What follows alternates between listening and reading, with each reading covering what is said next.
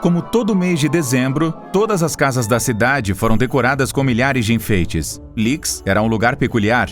O Natal ali era sagrado. Datas que ninguém podia ignorar. E o que todos os vizinhos mais gostaram foi do concurso de decoração, exceto por 3 ou 4 casas. Todos estiveram muito envolvidos, mudando os designs e decorações a cada ano. Naquele ano, havia 3 novos vizinhos na cidade. Então o prefeito correu para casa para contar a eles sobre as tradições locais. 2 das famílias concordaram de boa vontade em participar do concurso, dizendo que certamente não estariam à altura da tarefa, mas que daria uma chance. A terceira família não abriu a porta nas 2 primeiras vezes que o prefeito foi à sua casa. Eles estavam lá dentro porque ele mesmo podia ver a luz da sala, mas ou não ouviram a campainha ou não quiseram abri-la. Ele não desistiu e tentou uma última vez. Naquela ocasião, eles abriram. Mas ao contar a história, o pai da família disse que não tinha tempo para essas brincadeiras.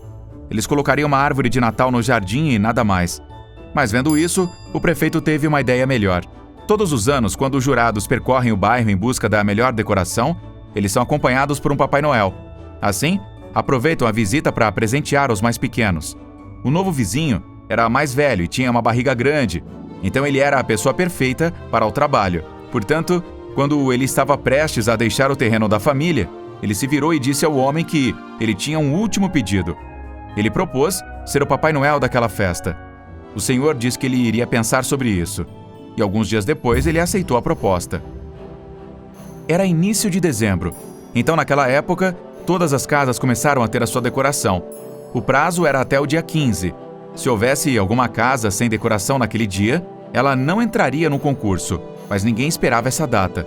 A emoção foi tanta que na primeira semana, todos estavam perfeitamente enfeitados. A mecânica do concurso foi a seguinte: 3 juízes acompanharam o Papai Noel para avaliar as casas. Eles estabeleceram os 3 melhores e os 3 piores. Os melhores receberam vouchers de compra de diversos valores para gastar na loja local, além da placa que os certifica como vencedores. Na verdade, esse último era o que os vizinhos mais queriam. Eles não ligavam para o dinheiro. Os 3 piores teriam que se encarregar de organizar a ceia de Natal para os mais necessitados da cidade. Além disso, eles distribuíam roupas e presentes para as crianças do orfanato. Eram coisas que a maioria deles fazia com prazer, então praticamente para ninguém era um castigo. O Papai Noel ficava muito ocupado durante todos aqueles dias, pois era o emblema das festas e tinha muitos compromissos. Isso preocupou o prefeito, que temia que o novo vizinho não cumprisse seus compromissos ou os largasse no meio do Natal. É por isso que eles procuraram um substituto do Papai Noel, um senhor da cidade, ao longo da vida. Com tudo pronto, o 15º dia chegou mais rápido do que esperavam. A cidade era um verdadeiro museu de Natal. Havia luzes e estatuetas temáticas por toda parte. E até os novos vizinhos conseguiram uma decoração fantástica. Nos dias 16, 17, 18 e 19, os juízes e o Papai Noel visitavam as casas.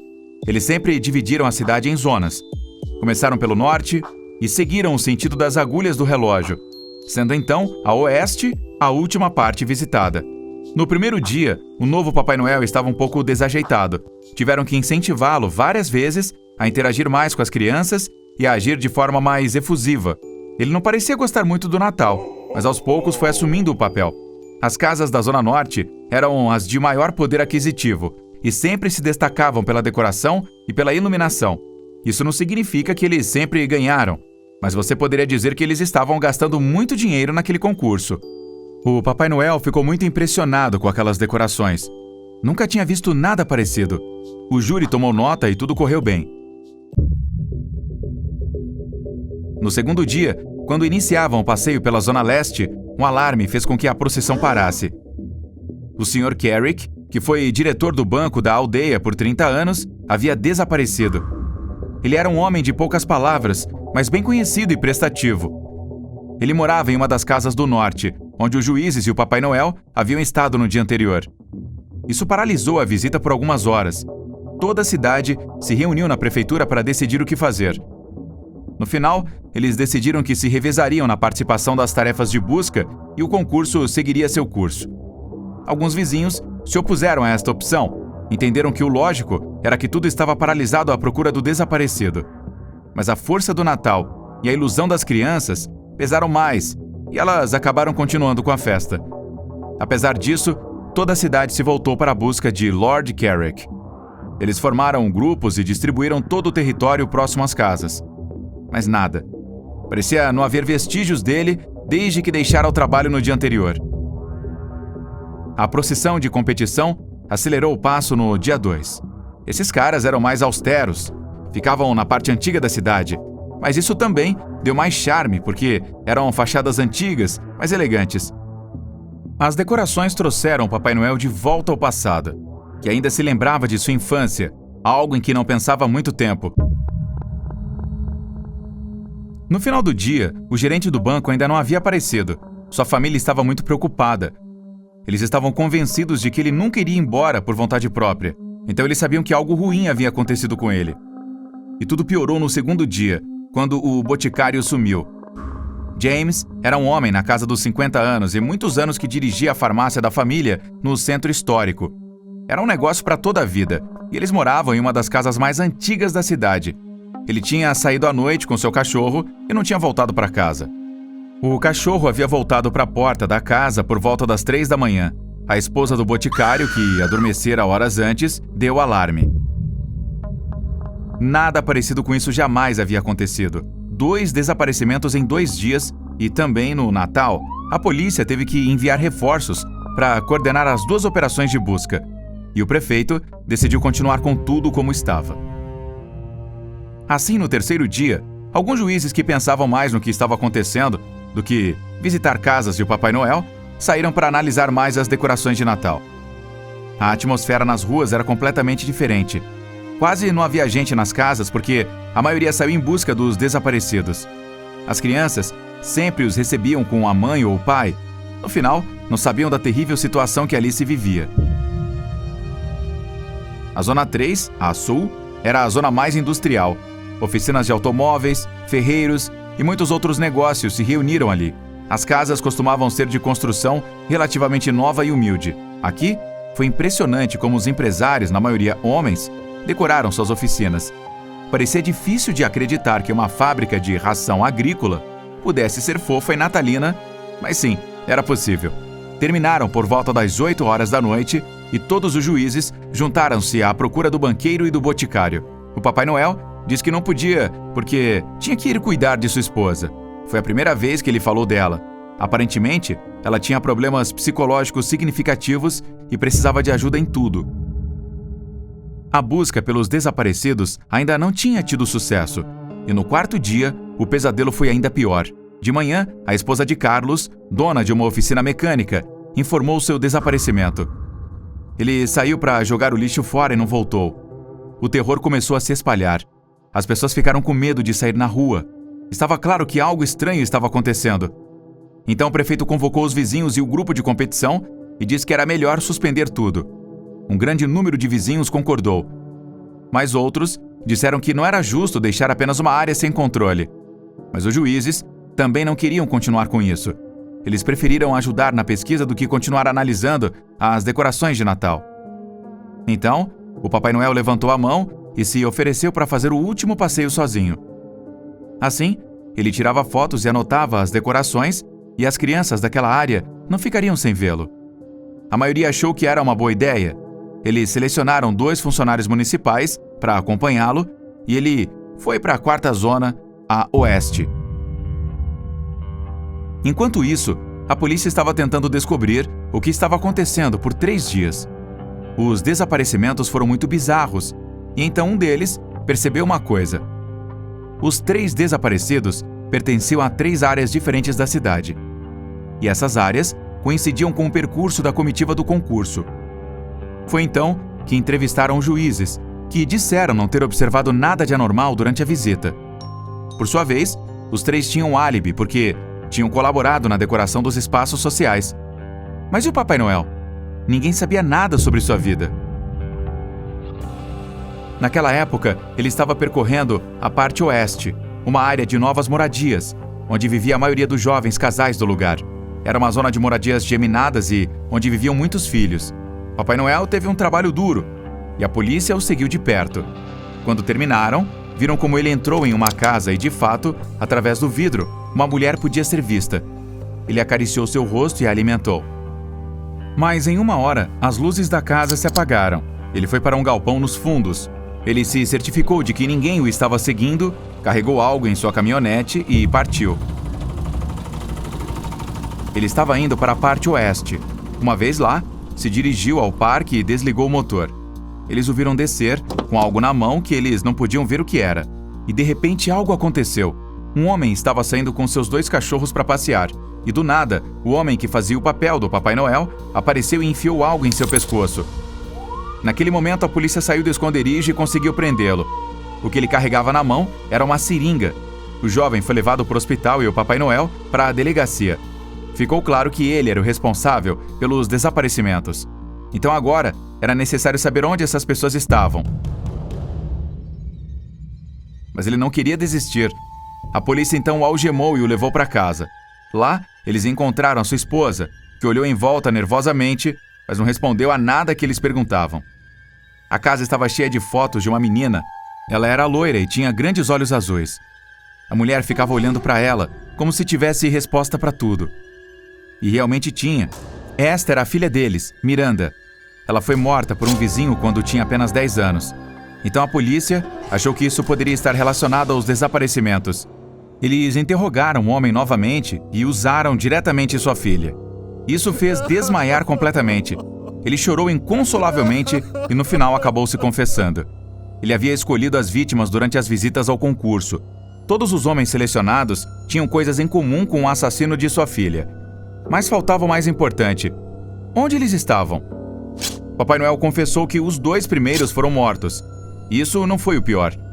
Ele os havia desmembrado porque, segundo ele, eram oferendas pela alma de sua filha. Ele estava removendo partes de corpos e espalhando estas partes no cemitério, onde estavam os restos mortais da menina. Essa era sua maneira de deixá-la saber que a estava vingando. O terceiro desaparecido pode ser encontrado vivo. Ele estava em uma cabana no meio da floresta, de mãos e pés amarrados e muito aflito. Aparentemente, o Papai Noel estava o machucando para que sangrasse. A filha dele também morreu. O homem foi mandado para a prisão e sua esposa para uma clínica psiquiátrica. E a cidade nunca mais foi a mesma. O concurso de decoração foi suspenso e as pessoas deixaram de acreditar um pouco no Natal. Kevin e seus amigos estavam em uma casa alugada para as férias de verão. Todos tinham 15 anos e era a primeira vez que faziam uma viagem juntos. Depois do jantar, Margot sugeriu brincar de esconde-esconde. Como não conheciam a casa, poderia ser divertido encontrar um bom esconderijo naquele lugar. Quase todos concordaram, mas Peter insistiu em encontrar outro jogo. Não se sentia à vontade para se esconder ali. Os meninos, longe de abandonar o assunto, lhe perguntaram por quê. O jovem hesitou por um momento antes de responder, e então disse: Anos atrás eu estava em uma casa onde uma menina morreu. Ela estava brincando de esconde-esconde com seus amigos em uma casa que não conhecia. Para ficar mais difícil, eles apagaram todas as luzes e brincaram no escuro. A garota abriu uma porta, pensando que do outro lado havia um quarto, mas era um caminho que levava a um porão, com escadas logo após a porta. Não as vendo, caiu e morreu depois de quebrar o pescoço. O grupo de amigos congelou. Então Margot quebrou o silêncio perguntando se ele conhecia essa garota. Peter negou, balançando a cabeça, mas lhe garantiu que viveu algo muito pior. De repente, seu rosto chateado mudou completamente e, com um sorriso, perguntou se conheciam o jogo de Smee. O nome vinha do inglês Sou Eu, It's Me. Todos o olharam com curiosidade, e então o jovem explicou no que consistia. Cada jogador recebe uma folha de papel. Todas as folhas, exceto uma, estão em branco. A folha que tem texto tem a palavra Smee escrita nela. Ninguém sabe quem é Smee, exceto aquele que a pegou. Então as luzes se apagam e Smee sai silenciosamente da sala e se esconde. Depois de contar até 20, os demais tentam procurá-lo, mas é claro que não sabem quem estão procurando no escuro. Então, quando um jogador encontra outro, deve desafiá-lo dizendo: Smee, se a outra pessoa também não for a pessoa que você está procurando, deve responder Smee também e continuar procurando. No entanto, o verdadeiro Smee não responde quando alguém o desafia. Se alguém o encontrar, o jogador permanecerá em silêncio ao seu lado e deverão ser descobertos por um terceiro jogador. Este, ao encontrá-los, também não receberá resposta e se juntará aos 2 primeiros. O jogo continua assim até que todos os jogadores estejam no mesmo lugar. E o último a encontrar Smee tem que pagar uma promessa. Kevin achou um jogo muito divertido. Perguntou ao amigo se já havia jogado antes. Ao que Peter respondeu que fez isso na casa onde aquela garota havia quebrado o pescoço. Margot disse a todos do grupo para se sentarem no chão e encorajou Peter a contar aquela história. Todos estavam impacientes para descobrir o que havia acontecido naquele dia que havia deixado seu amigo com tanto medo de brincar de esconde-esconde. Peter também se sentou no chão e começou seu relato. Há 2 anos, os melhores amigos dos meus pais nos convidaram para passar o Natal com eles e seus filhos. Moram a 6 horas de carro daqui, em uma casa grande, mas antiga, com muitos corredores e escadas. Era fácil se perder naquela mansão. Naquele Natal, não fomos os únicos convidados. Também haviam convidado outras famílias. Havia quartos de sobra para todos. Quando entramos, todos já tinham chegado, e as únicas pessoas que eu conhecia eram os filhos dos amigos dos meus pais. Então eles foram me apresentando aos demais. No total éramos 12 jovens. Os mais velhos insistiam que era hora de jantar, que mais tarde iríamos conversar e brincar, e na correria não consegui me apresentar a todos. Talvez seja por isso que não ouvi o nome de uma garota alta e bonita de cabelo escuro. Parecia fria, mas muito inteligente. Não parecia tão amigável, mas sim muito interessante. Depois do jantar, uma das filhas dos proprietários, Sarah, sugeriu jogar Smee. Nos explicou as regras do jogo e, quando estávamos prestes a começar, seu pai se aproximou de nós para nos avisar sobre a porta que dava acesso ao porão e nos contou a história da menina que havia quebrado o pescoço ali. Todos prometemos ter cuidado e não nos aproximamos daquela porta. Os mais velhos ficaram na sala com a luz acesa e nós fomos para a cozinha. De lá, começaríamos o jogo. O resto da casa estava escuro. Preparamos 12 pedaços de papel. 11 estavam em branco e um tinha escrito Smee. Sarah então os misturou e distribuiu. Olhei para o papel que havia pegado e estava em branco. Um momento depois, todas as luzes se apagaram. A pessoa que recebeu o papel com Smee tinha que se esconder, e no escuro ouviu alguém andando devagar em direção à porta. Depois de contar até 20 em nossas mentes, alguém fez um assobio e corremos para a porta. Durante 10 minutos, todos nós estávamos correndo para cima e para baixo, entrando e saindo dos quartos, desafiando uns aos outros e respondendo Smee! Smee! Depois de um tempo, o barulho foi se acalmando, então presumi que alguém já havia encontrado a pessoa escondida. Então, encontrei um grupo de pessoas sentadas em uma escada estreita. As desafiei e não obtive resposta. Então Smee estava ali. Rapidamente me juntei ao grupo. Nesse momento chegaram mais 2 jogadores. Todos estavam correndo para não serem os perdedores. E apenas o irmão mais velho de Sarah, Arthur, foi o último a nos encontrar. Perguntou em voz alta se todos estávamos ali. Acendeu um fósforo e começou a contar. 10, 11, 12, 13... Depois deu risada. Como vamos ser 13? Tem mais um? O fósforo apagou e ele acendeu outro. Voltou a contar na penumbra e, quando chegou nele, voltou a numerar 13 pessoas. Os meninos começaram a zombar do jovem, dizendo que não sabia contar. Então, no meio da escada, uma garota falou com nervosismo. Quem estava sentado 2 degraus acima de mim? Ninguém respondeu. Mas, de repente, um dedo frio pareceu tocar a todos nós. Ficamos em silêncio. E de repente quebramos dando gargalhadas, rindo de nós mesmos. Ficou claro que éramos 12 e voltamos para a cozinha para recomeçar o jogo. Desta vez fui eu, o Smee. Sarah me encontrou enquanto eu ainda não tinha escolhido meu esconderijo. Essa rodada não durou muito. Rapidamente todas as 12 pessoas apareceram e o jogo acabou. Então o último rapaz a me encontrar veio até mim e me disse que enquanto todo mundo estava correndo para o lado oeste da casa e me encontrando, ele foi para o lado leste. Em um dos quartos havia um armário muito grande. Ele parecia um bom esconderijo, onde eu poderia estar escondido. Abriu a porta no escuro e tocou a mão de alguém. Então perguntou sussurrando, Smee? E não obteve resposta. Pensou que tinha encontrado a pessoa escondida, mas depois, ao escutar gritos do outro lado, saiu do quarto e viu que estávamos todos na área oposta da casa. E ele era o último. Então, de quem é a mão que havia tocado? Voltamos juntos para a cozinha para começar outra partida de Smee e, para tranquilizá-lo, diz que ele deve ter imaginado que havia tocado em alguém. Mas poderia ter sido qualquer peça de roupa, embora eu também não tivesse calmo. E inclusive acho que ninguém gostou mais do jogo. No entanto, nenhum deles queria ser aquele que iria propor parar de jogar e parecer um covarde. mas toda a diversão havia desaparecido do jogo. Por que Arthur contou 13 pessoas em vez de 12 na escada? E por que aquele menino tocou em alguém no armário quando todos estavam do lado oposto da casa? Todos começamos um novo jogo procurando por Smee. Vários de nós nos reunimos e não conseguimos encontrar a pessoa escondida. Então decidi deixar o grupo principal e procurar o armário que aquele garoto havia falado. Chegando no quarto, colidi com os joelhos de alguém. Estendi a mão e toquei uma cortina macia e pesada. As cortinas chegavam até o chão. Alguém estava do outro lado do pano, sentado junto à janela. Deduzi que havia encontrado Smee, então afastei a cortina e toquei o braço de uma pessoa. A noite estava tão escura que não me permitiu ver sua silhueta. Então perguntei, Smee? Mas não obtive resposta. Então fiquei esperando ao seu lado os demais chegarem. Lhe perguntei seu nome e me disse que se chamava Brenda. O nome não era familiar para mim, mas rapidamente o associei com a garota alta e de cabelos escuros que notei no jantar. Como ninguém chegava, lhe fiz algumas perguntas comuns, mas continuava sem me dizer nada. Eu já sabia que naquele jogo, a pessoa que tem que se esconder deve ficar em silêncio, mas não havia ninguém ali. Nem se ouvia ninguém por perto. Comecei a me sentir um pouco incomodado e desconfortável com seu silêncio. Fiquei com isso na cabeça, pensando que talvez eu não tivesse causado uma boa impressão e estivesse usando as regras do jogo para me ignorar. Pouco depois, ouvi passos no corredor.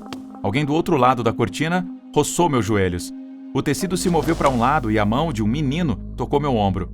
Ele perguntou, Smee? E é claro que não obteve resposta, então se sentou ao meu lado. O menino me perguntou se eu era Peter, e em voz muito baixa eu disse que sim. Logo depois também me perguntou se eu era Smee, ao que respondi com uma negativa. Lhe disse que Smee era a garota que estava ao meu lado. E justamente nesse momento a jovem se aproximou de mim. Eu a senti muito perto, mas ainda continuava sem dizer uma palavra. O menino que havia acabado de chegar disse que já estava entediado com o jogo, que gostaria de jogar algo mais agradável e tranquilo, ou até mesmo conversar sobre histórias de Natal junto à lareira. Eu admiti que também não me sentia à vontade, e que concordava com ele em propor outro tipo de jogo para todos nos divertirmos. Havia passado bastante tempo quando Arthur nos encontrou. Entrou no quarto gritando nossos nomes, saímos de trás da janela e Arthur nos perguntou o que havia acontecido conosco. Estavam esperando por nós por mais de 1 hora, e nós dois fomos desclassificados. Eu reclamei dizendo que ainda não tinha encontrado Smee, mas ele me respondeu dizendo que éramos nós que não tínhamos encontrado. Eu estava cheio de raiva, não era justo. Alguém estava me enganando. Gritei que Smee estava conosco e que não tínhamos perdido. O menino que estava comigo me apoiava em tudo que eu dizia. Então, Arthur acendeu a luz e moveu a cortina. Não havia mais ninguém ali. Meus olhos não poderiam estar mais abertos. Não entendi nada. O menino que estava comigo me olhou surpreso. Não havia mentido para ele. Eu realmente havia tocado em alguém. Arthur apagou a luz novamente e fingiu que não tinha nada de errado. Nos disse com uma voz provocante que alguém estava se divertindo pregando peças naquela noite. Mas eu não entendi absolutamente nada. Eu tinha claramente sentido a pele de alguém. Nos reunimos com o resto do grupo e todos bufaram com o tempo que havíamos feito esperar. Arthur disse a todos que havia nos encontrado sentados atrás de uma cortina, até sugerindo que éramos um casal. O menino que estava esperando comigo começou a me olhar de um jeito estranho, como se também achasse que eu tivesse inventado. Então, cansado desse maldito jogo, acendi as luzes e fui até a garota alta e de cabelos escuros que havia notado no jantar. A acusei na frente de todos de fingir ser Smee e depois ir embora. Ela, confusa, balançou a cabeça, negando todas as minhas palavras. Eu estava muito chateado. Queria ir para minha casa. Estava cansado daquele jogo. Então Arthur propôs mudar completamente nosso passatempo e nos divertirmos aí com outra coisa na sala de estar. O ambiente havia se tranquilizado. Todos nós tínhamos nos acalmado e estávamos rindo e nos divertindo novamente. Mas logo depois, Sarah veio até mim e disse que queria falar comigo a sós. Me disse que não tinha gostado de como havia falado e tratado sua amiga, que elas haviam estado juntas o jogo inteiro e não se separaram em nenhum momento. Então, não tinha sido certo eu contar uma mentira. Mas aquilo não acabava ali, já que me disse que se eu gostasse daquele menino, não tinha que me envergonhar. Todos me apoiavam. No entanto, havia sido muito egoísta da minha parte tê-los feito esperar tanto tempo. Então, enfurecido, gritei com ela e disse que não estávamos sozinhos, que havia mais alguém ali. Alguém que fingiu ser Smee e estava nos enganando. Apontei para a amiga novamente e disse, era ela, Brenda. Inclusive me disse seu nome enquanto estávamos sentados. Sarah mudou sua expressão e me disse com uma cara completamente séria: "Olha, Peter, eu não me importo se você tentar fazer brincadeira comigo, mas já chega. Brenda é o nome da garota que morreu no porão desta casa, aquela que quebrou o pescoço na escada. Onde você ouviu esse nome?" Era inverno e a temporada escolar estava prestes a terminar para dar lugar às tão esperadas férias de Natal. Liam, como todas as crianças da sua classe, não conseguia conter a empolgação e o nervosismo em relação ao que o Papai Noel lhe daria naquele ano. Foi apenas recentemente que surgiu a notícia de que o Papai Noel havia se casado e que estava dividindo a tarefa de levar presentes a todas as crianças do mundo com sua esposa, a Sra. Claus. Todos estavam falando com entusiasmo sobre os brinquedos que queriam pedir à sua esposa. Todos, exceto Robert, que havia mudado completamente a sua atitude desde o último Natal. Robert vivia em um orfanato desde que seus pais o abandonaram na véspera de Natal do ano anterior. Ele insistia que seus pais nunca o teriam deixado sozinho e que a Sra. Claus o havia punido por seu mau comportamento ao levá-lo para longe dos pais. Liam sempre ficou intrigado com o que havia acontecido com Robert e finalmente teve coragem de perguntar, pois ninguém mais parecia demonstrar interesse. Robert, olhando para o chão com uma expressão de descontentamento, confessou a ele que a Sra. Claus não era quem todos pensavam. Ela dizia saber segredos importantes, mas ninguém estava disposto a ouvir. Ele expressou sua esperança de que nenhuma outra criança tivesse que passar pelo que havia acontecido com ele, e esperava que um dia a verdade viesse à tona e a esposa do Papai Noel fosse detida. Liam se sentia um pouco desconfortável e ansioso para encerrar a conversa, que parecia um pouco delirante. Ele expressou sua tristeza pelo que Robert havia passado e lhe desejou boas festas. Em seguida, foi até o local onde os casacos estavam para ir para casa. Antes de sair, Robert o impediu, segurando sua mão. Fixou os olhos nele com atenção e disse: "Seja bonzinho." Liam ficou parado por alguns segundos, ponderando, e finalmente assentiu com a cabeça. Seu amigo soltou a mão e voltou a olhar para o chão. Para Liam, o Natal representava sua época favorita do ano. Embora o verão tivesse sua diversão com férias mais longas e clima quente para aproveitar a praia, Liam tinha um carinho especial pelo Natal, pois era a época em que ele finalmente podia se reunir com seu pai. O homem passava a maior parte do ano trabalhando na Europa, o que deixava o garotinho morando sozinho com a mãe por muito tempo. Quando a mulher estava no trabalho, às vezes ela tinha que ficar com a avó, que morava a uma curta distância da casa deles. Naquele dia, quando as aulas terminaram, seu pai tinha acabado de chegar e estava esperando por ele de braços abertos no portão da escola.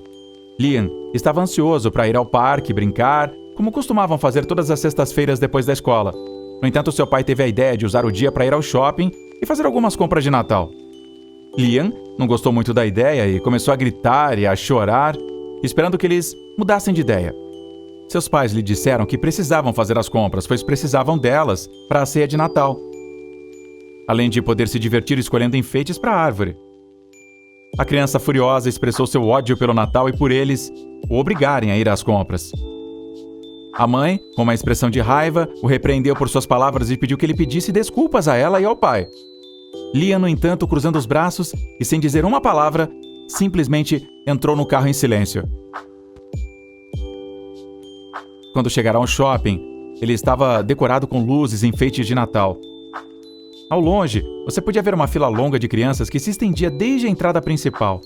Era o Papai Noel e sua esposa, que estavam sentados em 2 tronos majestosos, posando para fotos com os pequenos e permitindo que eles se sentassem em seus colos para expressar os seus desejos por presentes de Natal. A mãe de Liam mudou a sua expressão de raiva. Tentou acalmar a situação e sugeriu que Liam poderia ir junto com ela visitar o Papai Noel. O garotinho mudou rapidamente de atitude e assinou com a cabeça, ansioso para dizer ao Papai Noel que queria o carro com controle remoto que ele estava olhando na loja de brinquedos há meses. A fila foi organizada de maneira única até chegar aos tronos, onde foi dividida em 2 partes. Alguns se sentaram com o Papai Noel e outros com a Mamãe Noel. Liam estava nervoso como sempre. Ele ansiava pela sua vez de sentar no colo do Papai Noel, pois durante toda a sua vida havia pedido presentes e ele sempre lhe trouxera tudo que ele queria.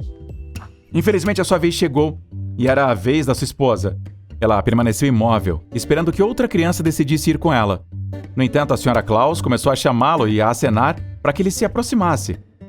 Sua mãe o empurrou gentilmente para frente e garantiu que ele não deveria ter medo. que não havia problema em fazer uma mudança. Embora não estivesse totalmente satisfeito com a ideia, Liam se aproximou timidamente. Quando ele estava sentado em seu colo, a Sra. Claus comentou que ele parecia ser um menino muito bom. Ele pediu que ele sorrisse para a foto e conseguiu arrancar uma risada dele com algumas cócegas na barriga. A mãe aproveitou o momento para tirar a foto e disse: "Bem, hoje não foi o dia mais comportado, não é?" Dando um pequeno sorriso e piscando para o filho. Liam também soltou uma risadinha e abaixou a cabeça. Depois disso, o rosto da Sra. Claus mudou repentinamente de expressão. Ela olhou para o garoto e perguntou se isso era verdade. Ele olhou para os pais e depois abaixou a cabeça, balançando a cabeça com vergonha. Então a Sra. Claus o advertiu que, se ele não fosse bom para os pais, não merecia tê-los. Ele o privaria deles e só lhe daria carvão. Liam ponderou por um momento e perguntou: "Por que carvão?" Nesse momento, seu pai interveio e explicou que tinha ouvido falar dessa tradição em outras partes do mundo, onde as crianças também recebiam presentes de 3 homens montados em camelos no Natal. Esses 3 homens eram conhecidos como os 3 Reis Magos, e as crianças que se comportavam mal recebiam carvão em vez de brinquedos. Depois de deixar os tronos, Liam percebeu que não tinha tido a chance de dizer à Sra. Claus o que queria de Natal. No entanto, ele não queria voltar, pois não tinha gostado nada daquela senhora. As férias de Natal tinham acabado de começar e já estavam tão emocionantes e maravilhosas quanto ele desejava. O garotinho se deliciava com os doces, especialmente aqueles feitos pela sua avó, como os biscoitos em forma de elfo, que ela costumava fazer durante a época de Natal. Ele também gostava das noites de filmes de Natal com seus pais, um momento que ele esperava ansiosamente o ano todo para compartilhar em família. No dia anterior ao Natal, Liam e seus pais estavam ocupados decorando a árvore, decorando a casa e preparando o jantar. Vários parentes vieram passar a noite com eles. E ele se divertiu muito brincando com seus primos. O ambiente estava repleto de risadas e alegria até a hora de ir para a cama. Eles se despediram de todos os parentes e foram para casa dormir, enquanto a magia do Natal acontecia. Os pais de Liam acompanharam o menino até o seu quarto, mas ele resmungou, não querendo se recolher ainda, pois aquela era uma das noites mais felizes do ano, e ele não queria que acabasse nunca. Seus pais o lembraram de ir para a cama cedo. Caso contrário, o Papai Noel e a sua esposa não poderiam deixar os presentes para ele naquela noite. Os pais subiram as escadas para os seus quartos, mas, ao subirem, Liam notou uma sombra passando rapidamente. Ele desceu as escadas correndo para descobrir o que tinha visto, mas não encontrou nenhum sinal dela. De repente, ele viu uma sombra vermelha pela janela novamente. Ele olhou para o vidro até conseguir distinguir o rosto da Sra. Claus. Ele deu um sorriso malicioso e colocou um dedo em seus lábios, dizendo para ele ficar quieto. Apavorado, Liam gritou para que seus pais descessem as escadas, mas quando eles vieram correndo e Liam apontou para a janela, não havia nada lá. Os pais de Liam insistiram que era tarde demais para brincar e ordenaram que ele fosse dormir. O menino obedeceu e rapidamente se enfiou debaixo das cobertas. Ele estava suando e não conseguia tirar da cabeça os olhos malignos da Sra. Claus. Ele se revirou na cama, sobrecarregado pelos seus pensamentos, até que finalmente adormeceu, exausto de cansaço. Na manhã seguinte, Liam acordou e saiu correndo da cama. O dia não o assustava como a noite. Ele decidiu ir para o quarto dos pais, embora algo estivesse estranho, pois normalmente eram os pais que o acordavam, já que sempre tomavam um café bem cedo. Mas naquele dia não tinha sido assim. Quando ele abriu a porta do quarto dos pais, percebeu que eles não estavam lá. A preocupação começou a tomar conta dele e ele saiu rapidamente para o corredor, mas lá sentiu o aroma do café fresco que a sua mãe fazia todas as manhãs, o que lhe deu um pouco de paz de espírito. Ele desceu calmamente as escadas, esperando encontrar seus pais na cozinha, mas, para sua surpresa, não havia ninguém lá, apenas 2 xícaras de café no balcão. Isso lhe pareceu estranho, mas ele não ficou muito chateado. Ele se lembrou de que às vezes eles iam buscar a avó na casa dela para participar da comemoração e abrir os presentes juntos. Quando ele chegou à árvore, teve outra grande surpresa. Havia apenas um presente. Liam, triste, esperou que seus pais voltassem para abrir o presente. Ele sabia que não tinha sido um menino ruim, apenas tinha tido seus momentos de birra, como qualquer outro. Depois de esperar pacientemente por 2 longas horas sem que ninguém aparecesse, Liam começou a ficar curioso. Ele pensou que o presente que estava embaixo da árvore poderia ser a única coisa que o Papai Noel ou sua esposa haviam deixado para ele. Sem mais delongas, ele rasgou o papel do presente e descobriu que dentro havia apenas alguns pedaços de carvão. Liam começou a chorar, arrasado com a ideia de que, como a Sra. Claus no shopping o havia avisado, ele merecia apenas carvão e havia levado seus pais com ela. Ele nunca havia saído de casa sozinho, muito menos na sua rua. No entanto, ele se sentiu desesperado e decidiu ir a pé até a casa da sua avó. Ela morava a cerca de 20 minutos de caminhada, e ele conhecia o caminho por ter ido lá muitas vezes com seus pais. Em sua mente, ele ficou recriando tudo o que diria a eles e por assustá-lo e deixá-lo sozinho em um dia tão especial. No entanto, quando ele chegou lá, também não encontrou ninguém. Parecia que a sua avó não estava em casa, pois ela não abriu a porta quando ele tocou a campainha. E o carro dos seus pais não estava à vista. Com um sentimento de desolação, Liam voltou para casa e começou a caminhar de volta. De repente, as palavras do garoto da escola, Robert, inundaram sua mente. Mudou de rumo e se dirigiu ao orfanato, pois ele era a única pessoa que poderia ter informações sobre o que havia acontecido. Quando chegou lá, os funcionários o informaram que o Robert havia fugido há dias e que não sabiam do seu paradeiro. Liam precisava desesperadamente de alguma pista sobre onde ele estava. Então ele decidiu inventar uma desculpa para que os funcionários o deixassem entrar em seu quarto. Ele disse a eles que Robert havia guardado um livro seu da escola e que precisava dele para fazer a lição de casa das férias. Ele disse que levaria apenas 1 minuto para buscá-lo, pois sabia onde estava guardado. Dessa forma, os funcionários permitiram que ele entrasse. Quando ele chegou no quarto, notou que o colchão do seu amigo estava ligeiramente levantado. Ele foi até lá e descobriu seu diário.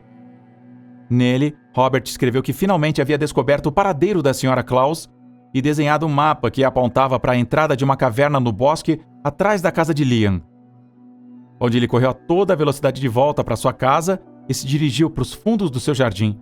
Lá ele olhou atentamente para o chão e notou alguns rastros finos de rodas que levavam à floresta. Seguindo as marcas, ele chegou à entrada da caverna que Robert havia marcado no seu desenho e entrou sem pensar 2 vezes. Seguindo a rota, Liam entrou em uma série de galerias subterrâneas e no final do caminho encontrou um carrinho de madeira que explicava as marcas no chão. Ao lado dele, havia um pequeno container com os pertences de seus pais, além de outros itens que ele desconhecia. Ele avançou cautelosamente e se deparou com uma cena horrível. A Sra. Claus liderava um exército de elfos que mutilavam as pessoas presas no local, cortando seus dedos das mãos e dos pés. Os dedos decepados eram jogados em uma fornalha ardente. O restante dos corpos era perfurado por ganchos e pendurado por correntes para servir de alimento para as renas do Papai Noel. Não havia nada de fofo e engraçado nas renas. Elas tinham dentes afiados, olhos vermelhos e focinhos manchados de sangue. Com suas bocas, elas rasgavam a pele dos cadáveres e daqueles que ainda não haviam morrido, mas que gritavam de dor quando os animais ferozes desmembravam e esquartejavam suas entranhas sem piedade. A Sra. Claus supervisionava os elfos, designando tarefas e decidindo onde colocar as vítimas, enquanto ria de um trono elevado na caverna. Os elfos cantavam enquanto jogavam os dedos das pessoas na fornalha. Em meio a esse pesadelo, um dos elfos voltou o seu olhar para onde Liam estava. O menino fugiu rapidamente em busca de um lugar para se esconder. Quando achou que estava seguro, olhou para o que parecia ser o final do forno e viu os pedaços de dedos carbonizados caindo em uma caixa. O menino começou a chorar novamente e correu para fora. Ele chegou em casa sentindo que não tinha mais para onde ir. Foi então que ele percebeu que a caixa que havia encontrado embaixo da árvore era a mesma que estava no final do forno e que os blocos de carvão eram os restos carbonizados dos dedos de seus pais. Desesperado, ele correu de volta ao orfanato para contar o que tinha visto. Entretanto, quando voltou para procurar a caverna, ela havia desaparecido. O diário de Robert havia caído em sua fuga e não havia mais nenhum vestígio das pegadas no chão. Por fim, Liam acabou morando no orfanato. Na sala de aula, ele se sentava no lugar onde Robert costumava se sentar, olhando para baixo como um menino antes dele costumava fazer. Ele não conseguia mais olhar para os biscoitos em forma de duende de sua avó, sem se lembrar deles cantando enquanto cometiam tais atrocidades. Ele não conseguia mais deixar de pensar que a Sra. Claus era uma assassina. Ela permaneceu desconhecida e idolatrada por todos, enquanto ele sabia a verdade sobre o que havia acontecido. A partir de então, ele nunca mais acreditou no Natal. Estava frio e já havia escurecido quando estacionamos o carro lotado de caixas em nossa nova casa. Um problema com a empresa de mudanças fez com que chegássemos atrasados e com a roupa do corpo, mas isso não importava. Era a nossa casa, finalmente. O antigo proprietário, um velho bastante acabado, só nos deu uma condição: que mudássemos depois do Ano Novo. Nos pareceu um pedido estranho, mas imaginávamos que seria devido a alguma superstição local de boa sorte, você sabe, de começar bem o ano. Mesmo assim, não podíamos mais aguentar e decidimos ir logo após assinar os papéis de compra. Faltavam 2 dias para o Ano Novo e queríamos passá-lo juntos em nossa nova casa. A casa era antiga e um pouco degradada, mas pelo preço, não nos importamos. Emma a adorou, se apaixonou por ela assim que a viu. Era do início do século, com 2 andares, com grandes janelas e paredes de pedra. Um enorme portão guardava a entrada. Era feito de carvalho maciço e tinha 12 mais 1, esculpido em ouro. Achamos que era uma maneira inteligente de nomear o 13, você sabe, o número do azar. Quando entramos, uma exalação de ar frio nos varreu de cima a baixo. Cheirava poeira e umidade. Mas havia outro cheiro que inundou o ambiente. Um perfume metálico. Decidimos acender algumas velas e nos acomodar na sala de estar. Entre nossas caixas e um tapete velho, fizemos uma cama improvisada. Havia sido um longo dia e precisávamos descansar. Acordei com a sensação de uma mão gelada acariciando minha bochecha. Olhei para Emma, que continuava dormindo pacificamente. Foi muito estranho, mas não dei mais importância e continuei dormindo. No dia seguinte, estava ainda mais frio. Os raios de sol não conseguiam aquecer a casa. Começamos a limpar e desempacotar as caixas. Decidimos ir para o 2º andar para continuar explorando. Ao chegar à entrada, ficamos petrificados. Diante de nós, uma escadaria majestosa no centro da sala, cercada por algumas pinturas estranhas com imagens de virgens. As primeiras sorriam, mas quanto mais alto subíamos, mais sua expressão mudava. Primeiro para tristeza, depois para lágrimas e, por último, para horror. Só quando chegamos ao topo é que nos deparamos com uma pintura vazia que ocupava toda a parede, exatamente onde a escada se bifurcava. Era enorme. Pensamos que seria algum retrato que o antigo dono teria tirado. Continuamos inspecionando, e entre algumas tapeçarias ruídas e uma cômoda empoeirada com teia de aranha, encontramos uma corrente de prata com um frasco de vidro. Este tinha manchas avermelhadas escuras, como se tivesse contido algum tipo de poeira ou lama. Emma a adorou, e apesar da minha relutância, decidiu colocá-lo no pescoço. Quem sabe de onde vinha o frasco, ou pior, o que ele continha? Ao cair da noite, decidimos colocar nossas melhores roupas para dar as boas-vindas ao Ano Novo. Eu estava com um smoking de veludo roxo que havia roubado da companhia de teatro, e Emma estava com um vestido de chifão branco e aquele maldito colar. Eu estava um tanto desconfortável, me dava uma sensação ruim. Ela riu e zombou de mim, mas eu continuava inquieto. 10 minutos antes dos sinos, a campainha tocou. Que estranho. Quem seria a esta hora? Abri a porta. Era Emma. De repente, um grito atrás de mim fez meu sangue gelar. Me virei para ver de quem vinha. Naquele momento, senti uma punhalada nas costas e caí no chão. O que estava acontecendo? Me rastejando, tentei subir as escadas chamando por Emma, mas não obtive resposta. Em vez disso, os quadros sussurravam. Uma a uma, as imagens foram saindo das telas, carregando adagas que foram cravando em meu corpo. A cada cravada, o sangue jorrava e a dor era insuportável. Com meu último suspiro, olhei para cima e fiquei sem ar. Emma estava de pé, com os olhos brancos e chorando de sangue. O frasco de antes, transbordando com um líquido vermelho, brilhava e seu vestido já não era mais branco. Gritei seu nome, mas não respondeu. Em vez disso, começou a rir, tão forte que sua mandíbula desencaixou e o sangue começou a jorrar. A escada ficou manchada e eu perdi a consciência. Na manhã seguinte, acordei no hospital. Atordoado, perguntei onde estava Emma e o que havia acontecido. Para minha surpresa, estava algemado à cama e um detetive não parava de me perguntar por que eu havia a matado. Eu não entendia nada. Estava tudo muito confuso. Matar? Eu? O detetive me mostrou uma foto grotesca. Nela, Emma estava deitada na escada, rodeada por uma grande poça de sangue com a garganta cortada. O frasco estava vazio. Mas o que realmente me deixou sem palavras foi a grande pintura no topo da escada. Seu olhar, seu sorriso. Eu não podia acreditar.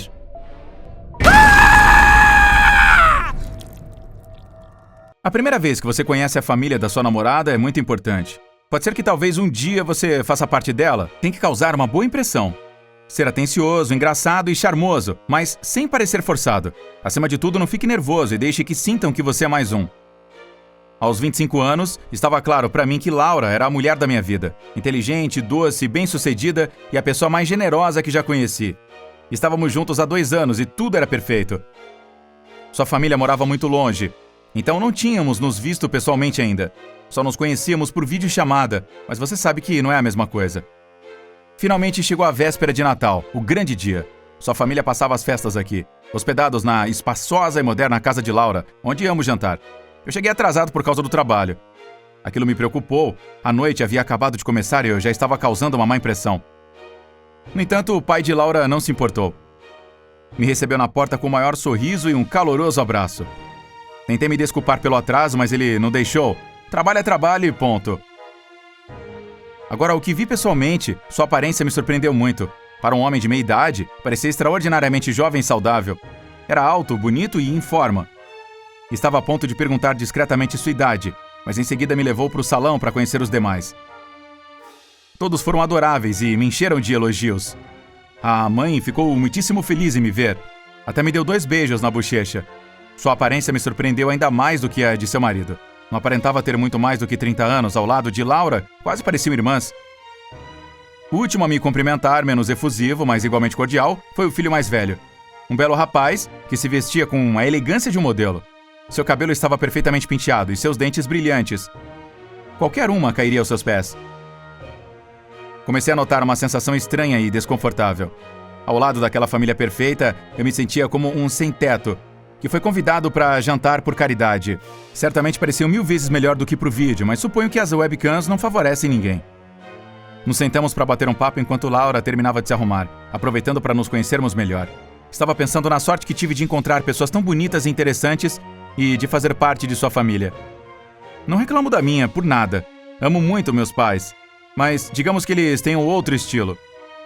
Depois de meia hora, Laura apareceu. Estava impressionante, mais bonita do que nunca. Parecia um anjo descendo as escadas. Tudo era perfeito, como em um sonho. Sem pensar, tirei a caixa que tinha no bolso e decidi dar o passo que vinha pensando há vários dias. Me ajoelhei na frente dela, mostrei a aliança e a pedi em casamento na frente de todos, que sorriam surpresos e emocionados. Ela também deixou escapar algumas lágrimas de alegria e me abraçou com força. Seus pais e seu irmão também correram para nos abraçar e nos dar os parabéns. Era o Natal perfeito com a família perfeita.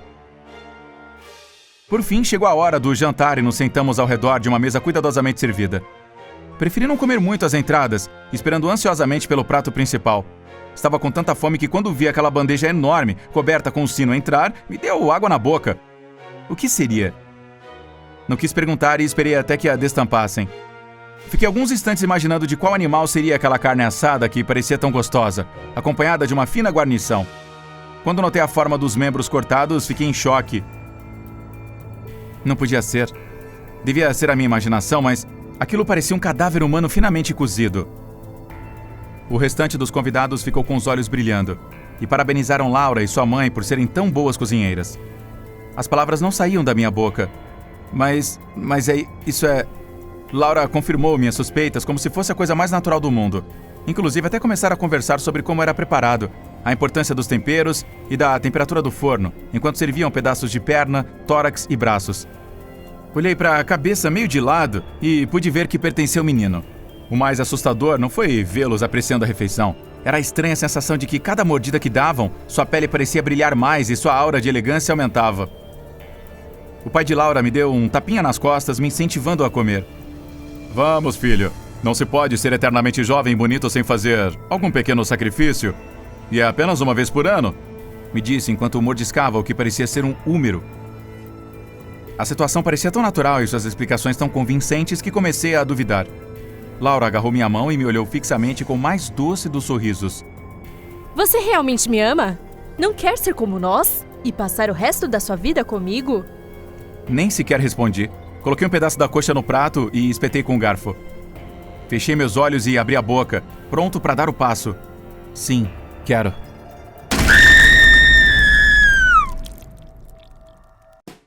Cansado do Natal? Sua cabeça dói só de pensar em canções de Natal? Você está cansado de comer até se fartar enquanto ouve o seu tio Paco contar a mesma história anos após ano? Esse é um vídeo desenvolvido para os Grinch TikTokers que passam pelo cenário do Natal.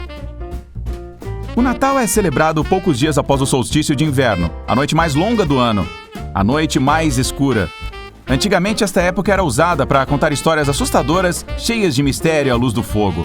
Hoje iremos recuperar essa essência, por isso pedimos que desliguem as luzes da sala para que possam desfrutar desta versão gratuita da clássica história de Mr. James, Corações Perdidos.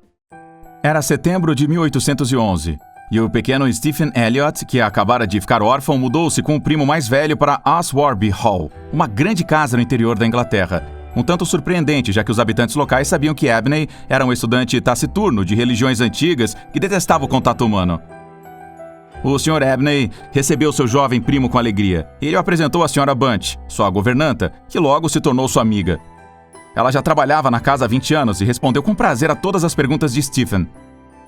Uma noite, enquanto eles estavam sentados perto do fogo, ele perguntou à Sra. Bunch: "O Sr. Abney é um bom homem e ele irá para o céu?" Se ele é bom, repetiu a governanta. O senhor é um santo como nenhum outro. Ele já te contou como pegou uma criança na rua?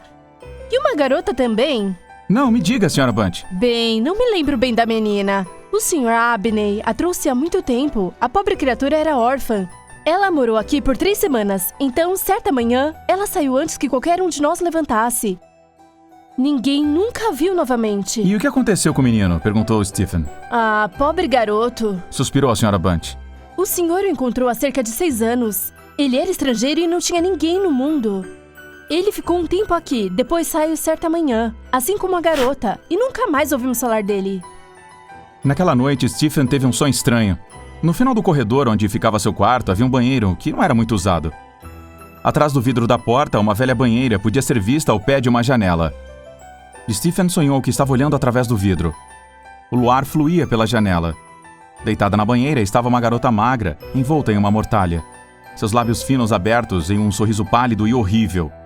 Suas mãos estavam cerradas com força sobre o coração. Enquanto Stephen observava, a garota começou a gemer e balançar os braços. O terror dessa visão o acordou. Ele descobriu que estava parado no corredor. Com notável coragem, ele se inclinou para olhar através do vidro, para ver se via a figura do seu sonho, mas não havia ninguém lá. Stephen voltou para a cama. Na noite seguinte, a Sra. Bunch estava na despensa enquanto Stephen brincava nas proximidades. O Sr. Parks, o mordomo, correu para dizer algo à Sra. Bunch, mas não viu Stephen. "Se o Sr. Abney quer vinho, deixe-o descer e pegá-lo, Sra. Bunch", gaguejou o mordomo. "Não voltarei ao porão. Existe algo ali. Gostaria de poder dizer que são ratos, mas temo que seja algo pior. Eu juro que já vi." Não seja bobo, Sr. Parker, respondeu a Sra. Bunch. Você vai assustar o mestre Stephen. Hã? Sr. Stevens? Disse Parks, percebendo a presença do menino pela primeira vez. "Stephen sabe muito bem que estou brincando com você, Sra. Bunch." A expressão no rosto do mordomo não dizia o mesmo. Era o primeiro dia de primavera, um dia ventoso em março. No almoço, o Sr. Abney disse a Stephen que tinha um assunto importante para discutir com ele. Ele teve que subir para o seu escritório por volta das 11 horas da noite. Ele implorou a Stephen que não contasse a ninguém. Stephen foi tocado pela ideia de ficar acordado até tarde. Naquela noite, subindo para o seu quarto, deu uma rápida olhada ao redor do escritório. Ele observava seu tio bebendo uma taça de vinho, enquanto lia alguns arquivos e queimava incenso de uma caixa de prata. Às 10 horas, Stephen estava parado em frente à janela aberta do seu quarto, contemplando a paisagem. O vento soprou carregando rumores espectrais, e quando ele foi fechar a janela, ele viu 2 figuras de pé no jardim abaixo. Era um menino e uma menina, lado a lado, olhando para cima. Com um calafrio, Stephen reconheceu a garota de seu sonho. Ela estava imóvel, meio sorrindo, com as mãos cruzadas sobre o coração. O menino era mais assustador, magro, com cabelos pretos e roupas esfarrapadas. Ele ergueu os braços de maneira ansiosa e ameaçadoramente. Stephen podia ver que o lado esquerdo do seu peito, na altura do coração, tinha um buraco negro aberto. Stephen começou a ouvir um grito lamentável e horrível. Não era exatamente uma voz, no entanto. Foi mais como uma sensação que ele experimentou em seu próprio cérebro.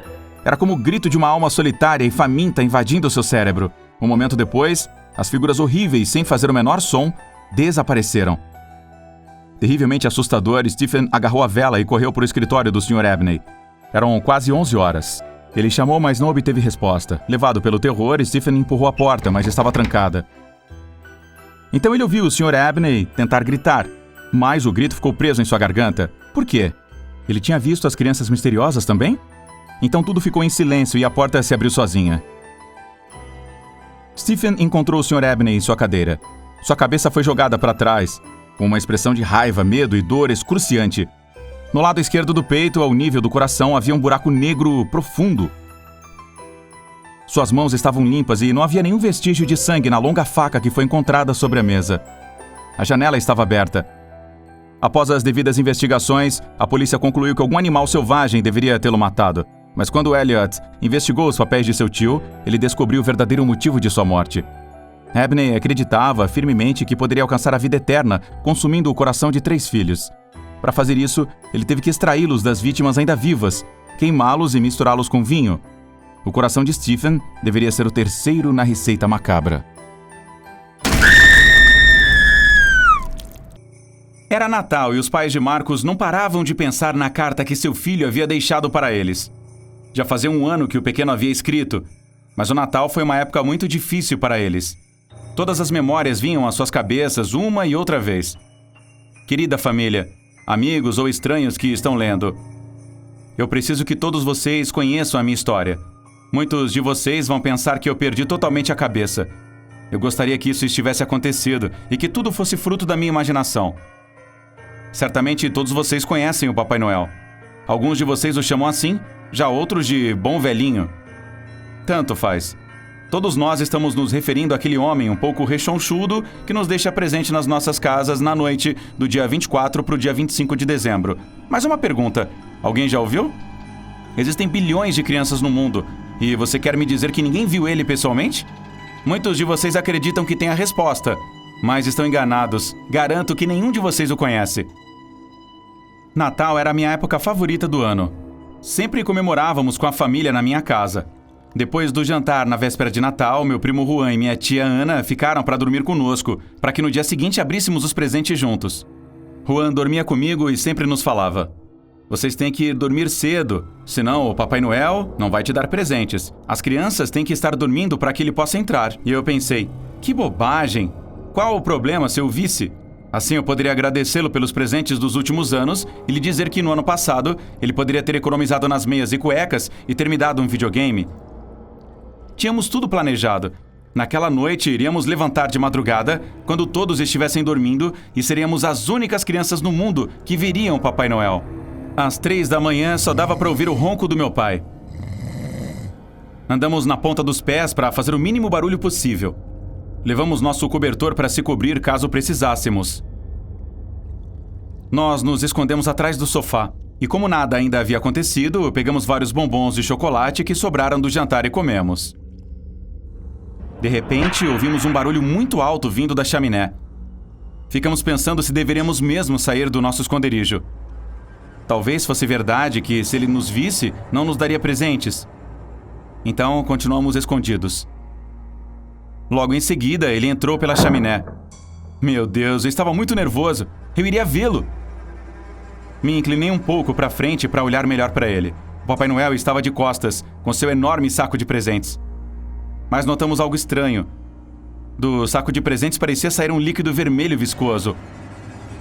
Juan agarrou meu braço com força e sussurrou: Marcos, vamos sair daqui. Acho que isso é perigoso. De repente, o Papai Noel se virou e nos viu. Ele não tinha aquele rosto de velhinho feliz que todos imaginamos. Seus olhos estavam enormes e totalmente pretos. Juan começou a fazer xixi nas calças e eu estava fazendo um esforço enorme para que não acontecesse o mesmo comigo. Não gritem, senão acabarão como eles. disse o Papai Noel com uma voz assustadora. Ele abriu o saco e eu finalmente entendi o que era aquele líquido vermelho. Era sangue! Dentro estavam os cadáveres de várias crianças. Podíamos ver intestinos e órgãos saindo por todos os lados. A sala estava totalmente inundada. Juan não conseguiu se segurar e começou a gritar. Cobri sua boca tentando fazer com que ele parasse, mas ele estava completamente fora de si. Estava gritando como um louco. Estava tendo um ataque ou algo parecido. O Papai Noel se aproximou dele. Eu não queria vê-lo. Fechei os olhos com força e cobri os meus ouvidos. Eu não conseguia gritar. Socorro, mamãe! Socorro, papai! Eu repetia na minha cabeça, mas ninguém apareceu. Quando abri os olhos novamente, o Papai Noel e o Juan haviam sumido. Meus pais acenderam a luz, viram a sala inteira cheia de sangue e, no meio, uma faca. Juan nunca mais apareceu. Nunca mais tivemos nenhum vestígio dele. Minha tia Ana me odeia desde aquele dia. Ela não acha que Papai Noel tenha o matado. Eles me internaram em um centro médico porque ninguém queria ouvir realmente a verdade. E eu só sei que você nunca deve sair da cama na noite de Natal. Você não vai querer ver o mesmo que eu vi. Você se comportou esse ano? Antes de iniciar o vídeo, deixe um comentário dizendo como você se comportou. Deixou? Então vamos continuar. Com certeza todos vocês já conhecem o Papai Noel e conhecem sua história. Mas hoje vamos falar sobre outro famoso ser natalino. Krampus, o oposto do Papai Noel. Se o Papai Noel não lhe der presentes, Krampus irá te castigar. A história está cheia de criaturas anti-Natal, como Grinch ou Grilla, mas Krampus é uma das feras mais temíveis. De origem alpina, sua lenda tem milhares de anos. Krampus é uma grande criatura pagã, metade bode e metade demônio. Este terrível personagem não carrega presentes em um trenó, nem tem elfos para ajudá-lo, mas ele possui correntes e uma cesta cheia de gravetos que usa para bater em crianças malcriadas. Se as crianças se comportaram exageradamente mal e não se arrependem, ele não pensa duas vezes em levá-las para o inferno na sua cesta. Lá eles serão torturados e depois devorados. Krampus, cujo nome deriva da palavra alemã Krampen, que significa garra, é considerado filho da deusa Hela, que é responsável pelo submundo na mitologia nórdica. Seu corpo é peludo, com chifres longos, presas, uma língua muito grande e garras assustadoras. Essa besta lendária também compartilha algumas características físicas com outras criaturas da mitologia grega, como os sátiros e os faunos. Segundo o folclore, Krampus aparece na noite de 5 de dezembro, conhecido como Krampusnacht, literalmente a noite de Krampus, a mesma noite em que se comemora Nikolaustag, o dia de São Nicolau. E a relação entre São Nicolau e Krampus é uma analogia da luta eterna entre o bem e o mal. As crianças alpinas que foram boazinhas esperam que o Papai Noel encha suas botas com doces, tangerinas, biscoitos e um São Nicolau de chocolate. Mas é claro que nem todos se comportaram bem, e então Krampus aparece, ao som de sinos e correntes, como um companheiro maligno do Papai Noel. Em algumas regiões de países como Alemanha, Hungria, República Tcheca, Eslovênia, Croácia, norte da Itália e Áustria, é tradicional que os vizinhos se fantasiem dessa criatura para realizar o antigo ritual conhecido como Krampuslauf, ou Raça Krampus. Eles se vestem com ternos de pele de carneiro, máscaras demoníacas e chifres de cabra. Carregam tochas enquanto percorrem as ruas da cidade, assustando e chicoteando adultos e crianças com galhos secos e podem até atacar pedestres distraídos. No passado, também era costume oferecer o que se chamava Krampus Schnapps, uma bebida destilada de frutas. O festival Krampus foi proibido por um longo período de tempo. A Igreja Católica pressionava incessantemente os governantes para encerrar essas festividades pagãs. Foi proibido durante a Alemanha nazista do Terceiro Reich, porque era considerado um feriado dirigido pelos social-democratas. Krampus está de volta na atualidade, e nos últimos anos tem entrado na cultura popular através de sua aparição em festas temáticas, filmes, quadrinhos, mercadorias e presentes de Natal. E vem ganhando cada vez mais seguidores, muitos deles nos Estados Unidos, onde surge como um ícone do movimento antinatalício. Cuidado para não se comportarem mal, TikTokers. As feras de Natal estão à espreita e não tem como fugir de suas garras. Não se esqueça de se inscrever e deixar seu like se você curtiu. Até o próximo vídeo!